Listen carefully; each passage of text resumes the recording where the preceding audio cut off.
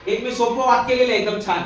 माझ्यासोबत म्हणा सगळे म्हणा. आई आई वडील वडील एक्स्ट्रा एक्स्ट्रा लाडाने लाडाने चॉकलेट चॉकलेट देतात देतात मला. मला. हे वाक्य पाठ करायचं. आई आई आय आय वडील वडील V V extra extra X X लाडाने लाडाने N L chocolate chocolate C C देतात देतात डी डी मला मला एम.